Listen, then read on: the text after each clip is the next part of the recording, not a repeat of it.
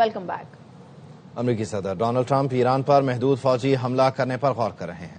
White house میں صحافی نے صدر ٹرمپ سے سوال پوچھا کہ آپ ایران پر معاہدے کے لیے دباؤ ڈالنے کے لیے محدود پیمانے پر حملہ کرنے سے متعلق سوچ رہے ہیں؟ صدر ٹرمپ نے جواب میں کہا، میں یہ کہہ سکتا ہوں کہ میں ایسا سوچ رہا ہوں۔ امریکی اخبار وال اسٹریٹ جرنل نے خبر دی تھی کہ ٹرمپ ایران کے خلاف محدود فوجی حملہ کرنے کے امکان پر غور کر رہے ہیں۔ رائٹرز کے مطابق 2 امریکی اہلکاروں نے بتایا کہ ایران کے خلاف فوجی منصوبہ بندی اعلیٰ درجے کے مرحلے میں پہنچ گئی ہے، جس میں ایرانی رہنماؤں کو براہ راست نشانہ بنایا جا سکتا ہے۔ امریکی فوج ایرانی حکومت کا تختہ الٹنے کی کوشش بھی کر سکتی ہے۔ سربیا اور جرمنی نے ایران میں موجود اپنے تمام شہریوں کو فوری طور پر ملک چھوڑنے کی ہدایت کر دی ہے۔ سربیا کی حکومت نے بیان میں کہا، اس ہدایت کی وجہ سے بڑھتی ہوئی کشیدگی اور سیکیورٹی کی بگڑتی صورتحال ہے۔ اس سے پہلے امریکہ، پولینڈ اور بیلجیم سمیت متعدد یورپی ممالک اپنے شہریوں کو فوری طور پر ایران چھوڑنے کی ہدایت کر چکے ہیں۔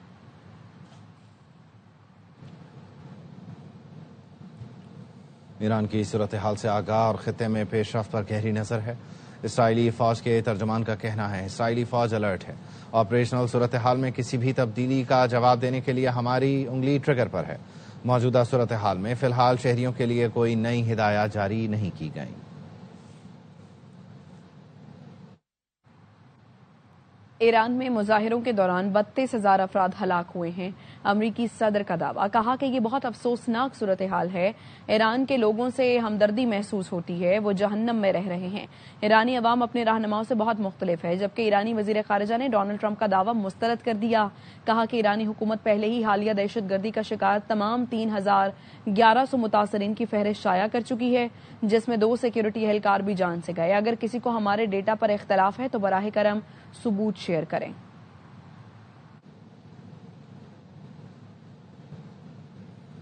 امریکی صدر ڈونلڈ ٹرمپ نے ٹیرف سے متعلق نئے ایگزیکٹو آرڈرز پر دستخط کر دیے۔ ترجمان وائٹ ہاؤس کے مطابق صدر ٹرمپ نے تمام ممالک پر 10% گلوبل ٹیرف عائد کیا ہے، جس کا اطلاق 24 فروری سے ہوگا۔ کچھ اشیاء عارضی ٹیرف سے مستثنیٰ ہوں گی۔ زرعی مصنوعات، ادویات اور ان کے اجزاء، بعض الیکٹرانکس اشیاء پر استثناء ہوگا۔ کرنسی میں استعمال ہونے والی دھاتیں، ایندھن اور توانائی کی مصنوعات بھی ان میں شامل ہیں۔ عارضی ٹیرف 150 دن کے لیے نافذ ہوگا۔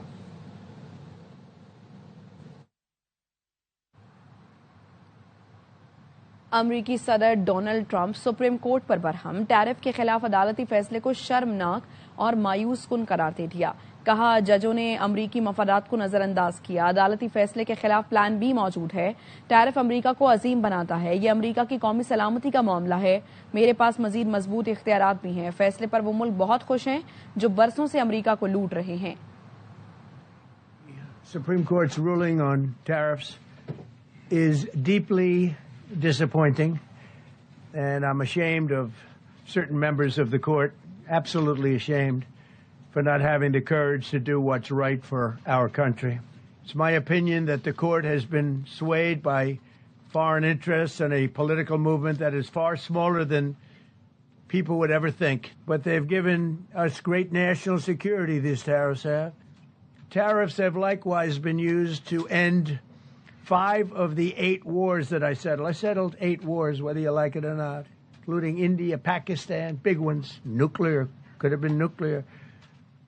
Prime Minister of Pakistan, he said yesterday that President Trump could have saved 35 million lives by getting us to stop fighting. امریکی وزیر خزانہ اسکاٹ بیسنٹ نے کہا ہے کہ عدالت نے امریکی صدر کا اختیار چھیننے کی کوشش کی ہے، لیکن صدر ٹرمپ کی ہمیشہ پہلی ترجیح امریکہ کی سلامتی رہی ہے۔ میڈیا سے گفتگو میں انہوں نے کہا، اب ٹیرف کے لیے دیگر قوانین کا سہارا لیا جائے گا اور اس سال کے دوران ٹیرف کم و بیش یہی رہیں گے جو اس وقت موجود ہیں۔ انہوں نے کہا کہ اب ٹیرف کے لیے سیکشن 232 اور سیکشن 301 کا سہارا لیا جائے گا۔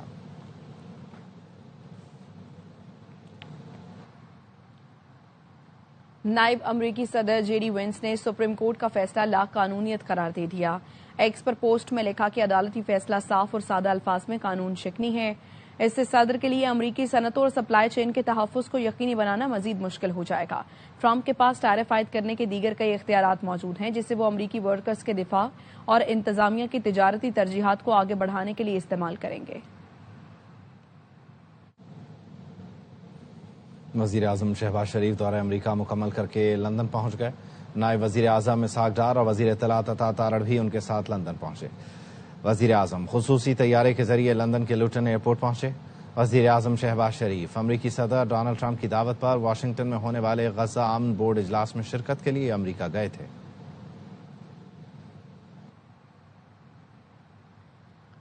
کوئی پارٹی رہنما نہیں کہہ رہا کہ ہم علاج میں رکاوٹ ہیں، یہ باتیں محسن نقوی اور تارڑ صاحب کر رہے ہیں۔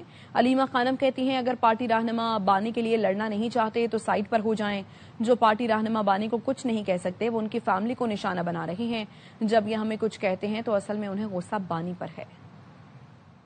نہیں کبھی کرتے جنرلی۔ اگست میں یہ ہوا تھا کہ ملاقات میں گئے تو عمران خان کی آنکھ تھوڑی سی ایک لال تھی، تو ہم نے پوچھا کیا ہوا، انہوں نے کہا کہ نہیں کچھ نہیں ہوا۔ اس کے باوجود ہم نے ایک پٹیشن ڈال دی، کورٹ میں گئے کہ بھی عمران خان کی آنکھ کا معائنہ ہے۔ انہوں نے کہا تھا کوئی پارٹی والا نہیں کہہ رہا کہ ہم رکاوٹ ہیں، یہ تارڑ اور محسن نقوی ہے، یہ جان کے یہ بات کریں، یہ جھوٹے ہیں سارے۔ تو علی مین گنڈا پور کا پیغام جو بھیجا گیا ہوگا نا، عمران خان نے ہمارے ہاتھ نہیں بھیجا کہ یہ ریزائن کرے، جیل میں میڈیا کو کہا تھا۔ اور جو عمران خان کو یہ نہیں کہہ سکتے نا، وہ ان کی فیملی کو کہہ دیتے ہیں، وہ شوٹ دا میسنجر کرتے ہیں۔ ان کو غصہ عمران خان کے اوپر ہے۔ علامہ ناصر ہو گئے، اچکزئی صاحب ہو گئے، ہم ان کی بہت عزت کرتے ہیں۔ یہ ان کا نام جو یہ شاندانہ لے رہی ہے، ان کو سوچ کے لینا چاہیے۔ ہمیں فرق نہیں پڑتا، ہم لڑیں گے اپنے بھائی کے لیے، علاج کے لیے لڑیں گے۔ اگر یہ نہیں لڑنا چاہتے سائڈ پہ ہو جائیں۔ اگر ہمیں سپورٹ ملتی ہے عمران خان کے علاج کروانے میں، ہم پارٹی کے بہت شکر گزار ہوں گے۔ بانی پی ٹی آئی کو 25 فروری کو ہسپتال لے جایا جائے گا جہاں انہیں انجیکشن لگنا ہے۔ پی ٹی آئی والے آنا چاہیں تو ضرور آئیں۔ وفاقی وزیر طارق فضل چودھری کی پروگرام سوال یہ ہے میں گفتگو، کہا بانی کے علاج اور دیگر ضروریات کی ذمہ داری حکومت پر ہے۔ فروری کو عمران خان صاحب کو دوبارہ ان کی ایک انجیکشن لگنا ہے، آنا چاہتے ہیں ضرور آئیں۔ دوبارہ 2 دفعہ انہیں شفٹ کرنا ہے ہاسپٹل، ہم نے یہ علاج کی ان کی دیگر سہولیات جو انہیں فراہم کرنی ہے، اس کی قطعی ذمہ داری ریاست پہ اور گورنمنٹ پہ ہے۔ ہماری ٹاپ پرائرٹی یہ ہے کہ عمران خان کی صحت کے حوالے سے بہترین علاج کی سہولیات انہیں مہیا کی جائیں۔ صاحبزادہ حامد رضا کے ایکس اکاؤنٹ سے ان کے اہل خانہ نے کئی سوال اٹھا دیے۔ سوشل میڈیا پوسٹ میں اہل خانہ نے کہا صاحبزادہ حامد رضا سے جیل میں آج ملاقات کا دن ہے، کیا صاحبزادہ حامد رضا کے اتحادیوں میں سے کوئی رہنما ملاقات کرے گا؟ صاحبزادہ حامد رضا کو جیل میں 111 دن سے زائد ہو چکے، کیا کسی کی صاحبزادہ حامد سے ملاقات کا فوٹو ہو تو ضرور شیئر کریں۔ وزیر دفاع خواجہ آصف کا رد عمل، کہا پی ٹی آئی سیاسی جماعت نہیں، کلیٹ ہے۔ پی ٹی آئی میں سیاسی سوچ اور سیاسی رفاقت کا کوئی تصور نہیں۔ پی ٹی آئی میں اس وقت آدھے درجن گروپ میں ہیں۔ بانی پی ٹی آئی کے سوا ہر لیڈر کو گالیاں پڑ چکی اور پڑتی رہیں گی۔ بانی کی ہمشیرہ اور پارٹی لیڈرشپ میں مفادات کی جنگ ہو تو سب قربان۔ وزیر اعلیٰ کے پی اپنی وزارت بچانے کے لیے رہائی فورس لانچ کر کے وفاداری کا یقین دلا رہے ہیں۔ وکلا کے گروہ کا سارا سیاسی وجود بانی کی معرفت مرہون منت ہے۔ وہ کیمرے پر مارکیٹ ویلیو بنا رہے ہیں۔ ان سب میں قدر مشترک ہے کہ چاہتے ہیں بانی اندر رہے، ان کی دکانیں کھلی رہیں۔ صاحبزادہ حامد رضا کے اہل خانہ کی سوشل میڈیا پوسٹ پر بیرسٹر عقیل ملک نے رد عمل میں کہا پی ٹی آئی عملاً ایک ہی شخصیت کے گرد محدود دکھائی دیتی ہے۔ کئی ماہ سے جیل میں موجود پی ٹی آئی کے اتحادی جنہوں نے پوری جماعت حوالے کی، پی ٹی آئی قیادت کی جانب سے ان کے حق میں مؤثر آواز بلند نہیں کی گئی۔ یہ طرز عمل واضح کرتا ہے کہ جماعت کی توجہ صرف ایک فرد تک محدود ہے۔ ہنا پرویز بٹ نے کہا صاحبزادہ حامد رضا کو جیل میں 111 دن سے زیادہ ہو چکے، کیا کوئی پارٹی رہنما ان سے ملنے کے لیے گیا؟ بالکل نہیں۔ یہ پارٹی احسان فراموش اور صرف بانی کی ذات کے گرد ہی گھومتی ہے۔ پوری زندگی بھی پی ٹی آئی کو دے دیں، آخر میں ٹشو پیپر کی طرح ٹوکری میں پھینک دیا جائے گا۔ پی پی رہنما ناصر حسین شاہ نے لکھا آپ بھی ان سے توقع کر رہے ہیں جن کی پارٹی نہیں فین کلب ہے۔ یہ کلٹ ہے جو ایک مخصوص شخص کے گرد گھومتا ہے۔ انہیں اس شخصیت سے آگے پیچھے کچھ نظر نہیں آتا۔ ہماری ہمدردی آپ کے ساتھ ہے۔ 90% مسائل P T I social media کی وجہ سے ہیں۔ تاثر دیا گیا، حکومت اڈیالہ کے باہر آفر لے کر کھڑی ہے۔ وزیر اعظم کے مشیر رانا ثناء اللہ نے پروگرام اعتراض ہے میں گفتگو کرتے ہوئے کہا محسن نقوی ان کو کافی رعایت دینا چاہتے تھے لیکن ان کا رویہ درست نہیں، یہ اداروں کے خلاف باتیں کر کے کیا تاثر دینا چاہتے ہیں۔ طے ہو گئی، کہا کہ جی ذرا بات تو طے ہو گئی ہے لیکن ذرا خان صاحب سے اجازت لے لیں۔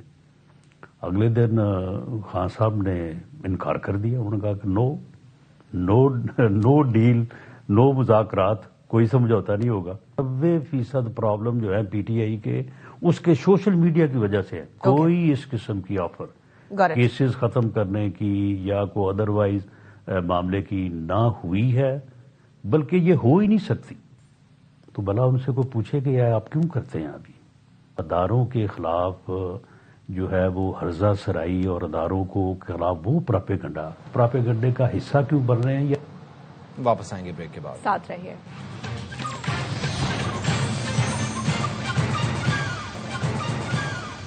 Welcome back. کراچی کے علاقے اورنگی ٹاؤن رحمت چوک میں انتظامیہ کی غفلت، چھوٹا بچہ نالے کے ٹوٹے ہوئے حصے میں گرا، بچے نے خود کو سنبھالا اور شور مچا دیا۔ بچہ اپنے دوست کی مدد سے نالے سے باہر نکل آیا۔ اس دوران علاقہ مکین بھی جمع ہو گئے۔ علاقہ مکینوں کا کہنا ہے نالا گلی کے کونے سے گزر رہا ہے، نالے کا بڑا حصہ ٹوٹا ہوا ہے جو کسی حادثے کا سبب بن سکتا ہے۔ کراچی اورنگی ٹاؤن 4:30 رحمت چوک پر بچے کے کھلے نالے میں گرنے کا واقعہ۔ نالا پیپلز پارٹی کی یوسی چیئرمین کے دفتر کے باہر ہے۔ علاقہ مکینوں کا کہنا ہے درخواستیں دینے کے باوجود نالوں کو بند نہیں کیا جاتا۔ مزید بتائیں گے نذیر شاہ۔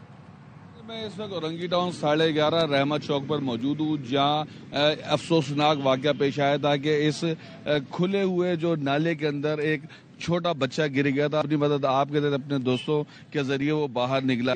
جو کھلا ہوا نالا ہے یہ کہیں اور نہیں بلکہ جو پیپلز پارٹی کا یوسی 7 وارڈ 4 کا جو دفتر ہے، جس کا چیئرمین سید عمران شاہ، اور بالکل ان کی ناک کے نیچے یہ نالا موجود ہے۔ اور علاقہ مکینوں کا کہنا ہے کہ 1 سے 1.5 سال سے زیادہ کا عرصہ ہو چکا ہے، اور یہ اسی طرح صرف اس گلی نہیں بلکہ ہر گلی کے کونے پر یہ جو نالا ہے اس کے کونے اسی طرح ٹوٹے ہوئے۔ تقریباً 1.5-2 سال ہو گئے ہیں اس کو ایسے ہی پڑا ہے۔ پہلے جانور وغیرہ تو گرتے ہوئے دیکھے ہم نے، بچہ پہلی دفعہ گیا ہے۔ اس کی بہت کمپلین کی ہے ہم لوگوں نے، یوسی میں بھی درخواست ہے، سب کچھ ہوا ہے لیکن بنتا نہیں، اب کیا کریں۔ چیئرمین صاحب کو درخواست سبمٹ کروا چکی ہیں اور چیئرمین صاحب نے بھی میئر صاحب کو درخواست سبمٹ کروا چکی ہے۔ یہاں پر اس گلی کے کونے پر بھی یہی صورتحال ہے اور نالا یہاں سے بہتا جا رہا ہے۔ علاقہ مکینوں کا کہہ رہے ہیں کہ کئی مرتبہ یوسی چیئرمین اور دیگر کو درخواستیں فارورڈ کی ہیں مگر 1 سے 1.5 سال سے یہی صورتحال ہے اور کوئی پوچھنے والا نہیں ہے۔ جی، قانونی ہو یا غیر قانونی، کراچی میں شہریوں کو پانی گھروں تک ملنا چاہیے۔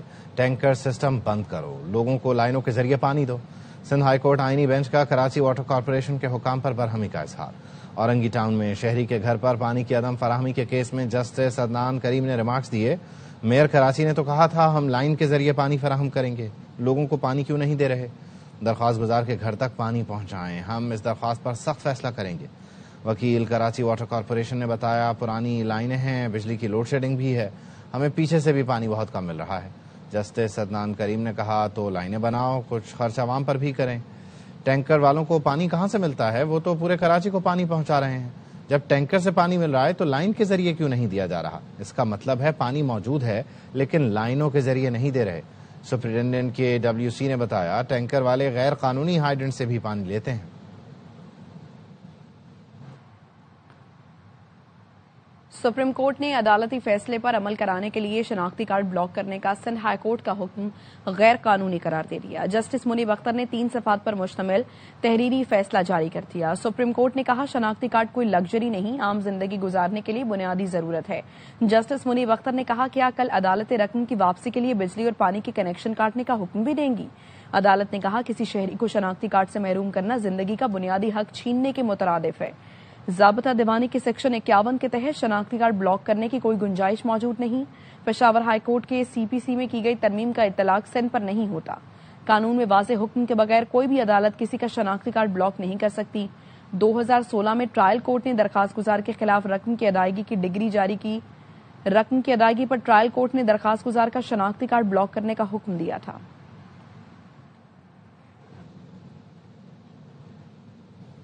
اسلام آباد، راولپنڈی، اٹک، چکوال، مری اور جہلم میں سرچ اینڈ کامبنگ آپریشن کیے گئے جن میں 31 غیر قانونی مقیم افغان شہریوں کو گرفتار کر لیا گیا۔ سیکورٹی حکام کے مطابق غیر رجسٹرڈ افغان شہریوں کے خلاف کارروائی بلا امتیاز جاری رہے گی۔ اسلام آباد کے علاقے اٹھل چوک اور ڈھوک جلانی میں پولیس سرچ آپریشن کے دوران 155 گھروں، 145 موٹر سائیکلوں، 35 گاڑیوں اور 245 افراد کی جانچ کی گئی۔ اس دوران 17 مشتبہ افراد کو حراست میں لیا گیا۔ آپریشن میں 12 بور کی 233 بور کی 2 رائفلیں، 30 بور کا پستول، 1 خنجر اور 160 گرام منشیات برآمد ہوئی۔ راولپنڈی میں 195 گھروں، 65 دکانوں، 380 افراد، 55 گاڑیوں اور 75 موٹر سائیکلوں کی جانچ مکمل کی گئی۔ آپریشن کے دوران غیر قانونی مقیم 20 افغان گرفتار کیے گئے جنہیں افغان ہولڈنگ سینٹر ڈھوک سعیدہ منتقل کر دیا گیا۔ مکان مالکان کے خلاف قانون کے تحت مقدمات درج کیے گئے۔ اٹک میں 73 گھروں کی تلاشی، 172 افراد کے شناختی جانچ اور 51 گاڑیوں کی چیکنگ کی گئی۔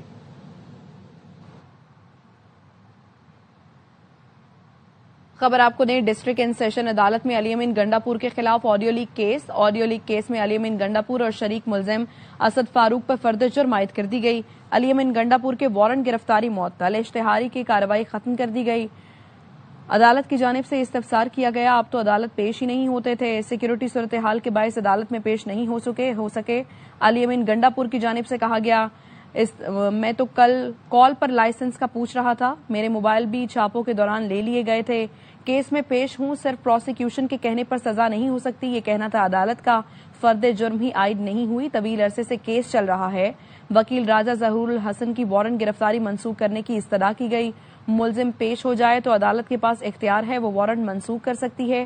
وکیل کی جانب سے یہ کہا گیا، وارنٹ منسوخ کر دیتے ہیں مگر آئندہ احتیاط کریں اور عدالت میں پیش ہو۔ جج کی جانب سے یہ کہا گیا، ساتھ ہی ساتھ علی امین گنڈاپور نے کہا، کرفیو ہوتا ہے، راستے بند ہوتے ہیں، جس کی وجہ سے پیش نہیں ہو پائے، آئندہ ایسی صورتحال ہو تو حاضری سے استثناء کی درخواست دے دیں، عدالت کی جانب سے کہا گیا۔ اور ڈسٹرکٹ اینڈ سیشن عدالت نے کیس کی سماعت 6 اپریل تک ملتوی کر دی ہے۔ واپس آئیں گے بریک کے بعد، ساتھ رہیے۔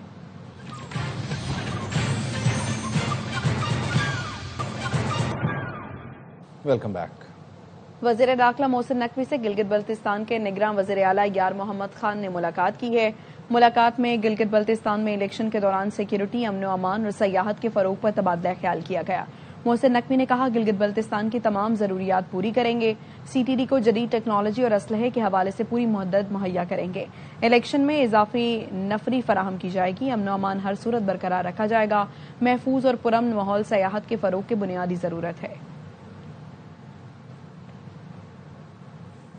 کولمبو میں آج سپر 8 مرحلے کا آغاز پاکستان اور نیوزی لینڈ کے میچ سے ہوگا۔ کولمبو میں موسم کی کیا صورتحال ہے اور ٹیم میں کیا تبدیلیاں ہو سکتی ہیں، نمائندہ خصوصی برائے کھیل شاہد ہاشمی بتا رہے ہیں۔ ہاتھ میں چولی کھیل رہا ہے، کبھی نکل جاتا ہے، کبھی تھوڑا سا مسئلہ ابرالود رہ جاتا ہے، لیکن محکمہ موسمیات کے مطابق 1 بجے بارش کا امکان ہے، وہ بھی ہلکی پھلکی بارش ہوگی، زیادہ بارش کا امکان نہیں ہے۔ کولمبو میں آج زیادہ ایسٹ کی طرف چلا گیا، وہ جو تھنڈر اسٹارم کی میچ ہوئی تھی، انڈیا میں بھی ہم نے بارش ٹال دی تھی، پورا میچ ہوا تھا کہ ہم وہ نہیں جیتے تھے۔ یہاں شیروں کی طرح کھیلنا ہوگا، جیسے پیچھے میرے شیر ہے، شیروں کی طرح کھیلنا ہوگا۔ اور جہاں تک ٹیم کی تبدیلیوں کی بات ہے تو ایسا لگ رہا ہے کہ جیسے بابر اعظم اور نافع ڈراپ ہو جائیں گے، فخر زمان اور ابرار احمد ٹیم میں واپس آئیں گے، لیکن اگر دیکھے گا ٹیم کے اگر گراس والی پیچ ہے تو شاید نسیم شاہ آئیں، ابرار نہ آئیں، اور پاکستان جا کر وہیں پہ اپنی حتمی 11 ڈیسائیڈ کرے گا۔ حال میں ہی پاکستان نے جو 16 میچ کھیلے اس میں سے 11 نیوزی لینڈ نے T20 جیتے ہیں، صرف پاکستان نے 4 جیتے ہیں، لیکن اوور آل اور ورلڈ کپ میں پاکستان کا ریکارڈ اچھا ہے۔ 7 میچز میں پاکستان 5 جیتا ہے، 2 ہارا ہے۔ پچ نمبر 6 ہوگی جس پر زمبابوے نے سری لنکا کو شکست دی تھی، 179 رنز کا ٹارگٹ چیز کیا تھا۔ اور اب ٹیکنالوجی نیوز۔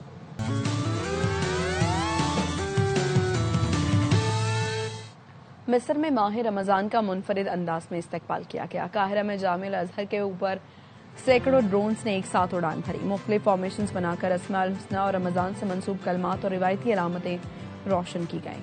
نیوز بلیٹن سے فی الوقت دیکھتے رہیے ARY نیوز۔